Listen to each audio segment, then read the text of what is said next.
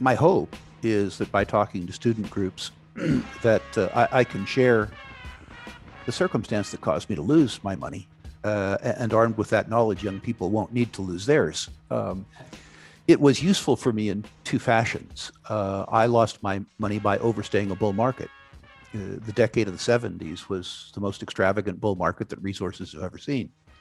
As a young man in those markets, making a lot of money early when most of my competitors weren't making much money at all, I came to confuse a bull market with brains. I didn't realize that I made money because I was in the way of a market. The oil price went from $2 to 20, 25. Gold price went from 35 to 850. The silver price went from $1.50 to 50. And I thought I was smart. What I forgot in spades is that markets work. The cure for high prices is high prices. The cure for low prices is low prices. And I didn't understand that recency bias permeates all elements of society. The International Energy Agency was as stupid as I was, as was Barclays Bank, as was the Central Intelligence Agency, as was the EEC. The truth is that most organizations and most minds, individual or collective, take existing data and they extrapolate it ad nauseum. They forget that markets work. The fact that the commodities markets collapsed was something that anybody who had been through markets before would have understood, but I hadn't and I didn't.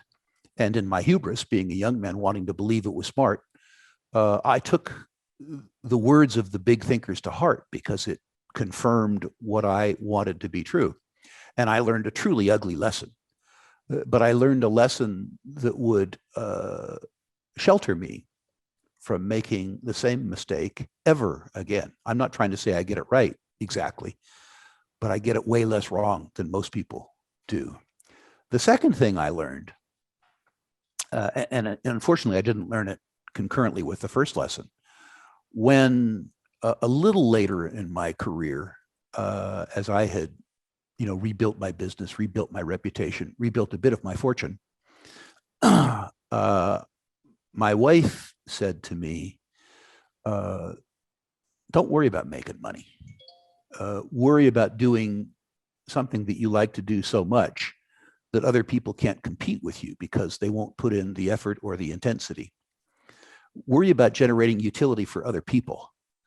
And if you worry about generating utility for other people, I suspect they'll want to pay you for it. And you'll make more money that way.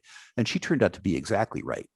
When I stopped worrying about making money, when I started worrying about generating utility for other people, my own personal fortunes turned around immediately.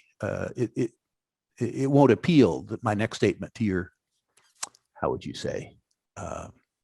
Let's just say that it won't appeal to some of your students. But the truth is, if you want to be rich yourself, the easiest way to do it is to make other rich people richer. Rich people, contrary to popular opinion, are quite generous. They like money and they are willing to pay to get more. If your reason for studying finance is partly your own personal fortune, the surest way in the world to get rich is to make rich people richer.